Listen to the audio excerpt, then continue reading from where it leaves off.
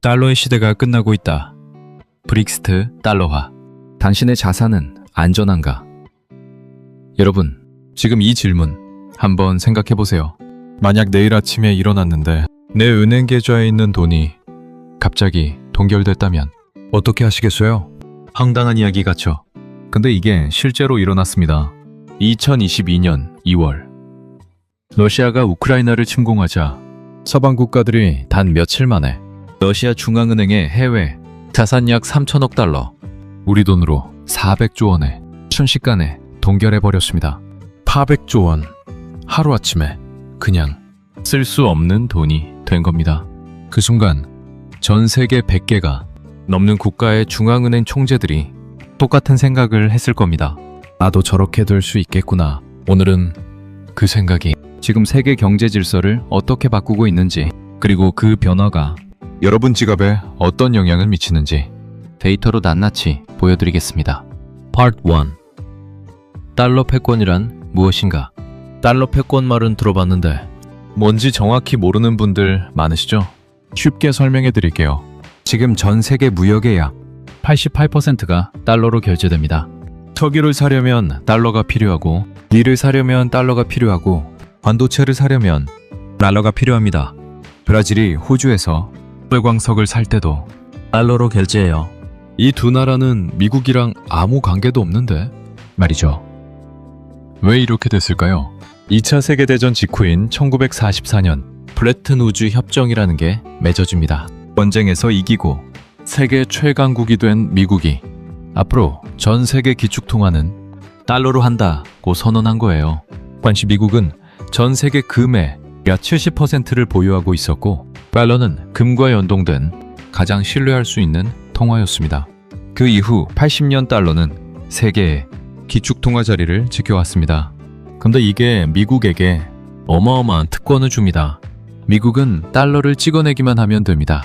전 세계가 달러를 원하니까 달러를 아무리 많이 찍어도 수요가 있어요.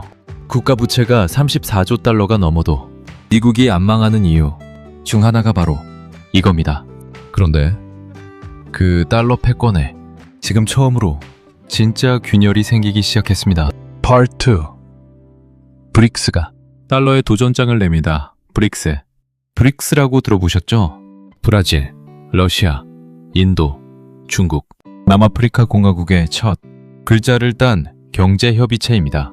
2001년에 골드만삭스의 짐 오닐이라는 애널리스트가 이 나라들이 앞으로 세계 경제의 중심이 될 것이라고 예언하면서 만들어진 개념이에요. 처음에는 그냥 경제 용어였는데 지금은 실제로 모여서 회의하고 정책을 조율하는 정치경제 블록이 됐습니다. 그리고 2024년부터 브릭스가 대폭 확장됐어요. 사우디아라비아, UAE, 이란, 이집트, 에티오피아가 새로 가입했고, 현재 브릭스 회원국들의 GDP 합산이 G7, 즉 미국, 유럽, 일본, 캐나다의 GDP 합산을 처음으로 넘어섰습니다. 근데 이 브릭스가 뭘 하려는 걸까요? 달러 없이 무역하는 겁니다. 중국과 러시아는 이미 위안화와 루블화로 직접 무역하고 있어요. 사우디아라비아가 중국의 원유를 팔 때 달러가 아닌 위안화로 결제하는 계약을 맺기 시작했습니다. 인도는 러시아산 원유를 루피화로 사들이고 있어요. 심지어 브릭스는 자체 기축통화 혹은 공동결제 시스템을 만드는 것을 진지하게 논의하고 있습니다. 이게 왜 중요하냐고요? 전 세계 원유의 약 40%를 브릭스 국가들이 생산합니다. 전 세계 인구의 절반 이상이 브릭스 국가에 살아요. 그 거대한 경제권이 달러 없이 돌아가기 시작한다면 달러에 대한 수요가 줄어들고 달러 가치는 하락 압력을 받게 됩니다. Part 3. 중앙은행들이 금을 사는 진짜 이유. 자, 이제 앞에서 말씀드린 러시아 자산 동결 이야기로 다시 돌아가겠습니다. 2022년 러시아 사태 이후 전 세계 중앙은행들의 행동이 극적으로 바뀝니다. 2022년 전 세계 중앙은행들이 사들인 금의 양이 밀천 셉산 2톤. 이게 얼마나 많은 양이냐면 무려 55년 만에 가장 많은 중앙은행 금 매입량이었습니다. 2023년에도 1037톤. 역대 두 번째 2024년에도 이 속도가 꺾이지 않았습니다. 왜 이렇게 금을 사들이는 걸까요? 단순합니다. 금은 미국의 통제를 받지 않는 유일한 국제 자산이기 때문입니다. 달러는 미국이 동결할 수 있습니다. 미국 국채도 미국이 접근을 막을 수 있어요. 하지만 자국 금고에 보관된 실물 금은 어느 나라도 건드릴 수 없습니다. 그래서 중국, 러시아, 인도, 폴란드, 체코, 싱가포르 전 세계 50개가 넘는 국가의 중앙은행들이 경쟁적으로 금을 매입하고 있는 겁니다. 그 결과 역사상 처음으로 전 세계 외환 보유고에서 금의 비중이 미국 국채의 비중을 초월했습니다. 이걸 보면서 저는 이런 생각이 듭니다.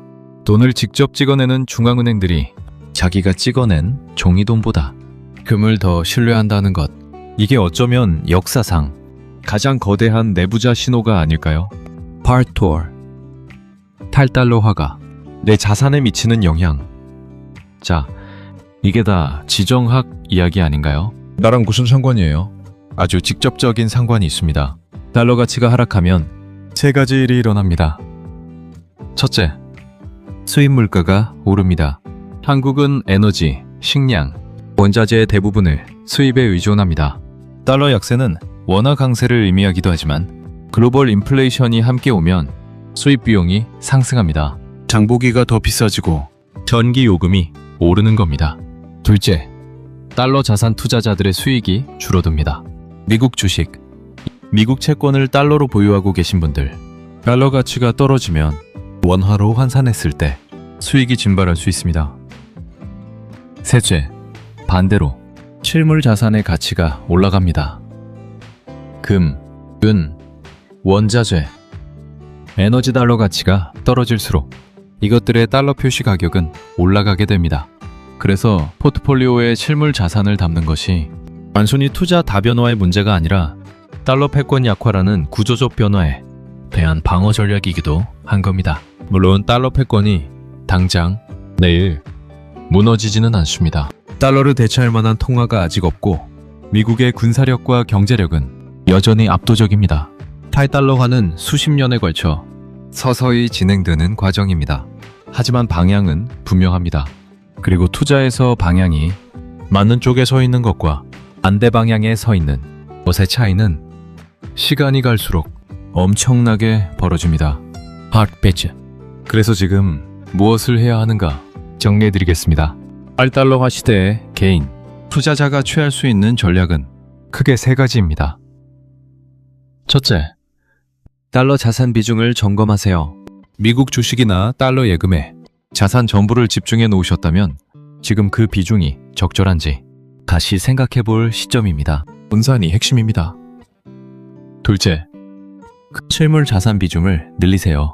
금, 은, 그리고 원자재 관련 자산. 이것들은 달러 가치와 반대로 움직이는 경향이 있습니다.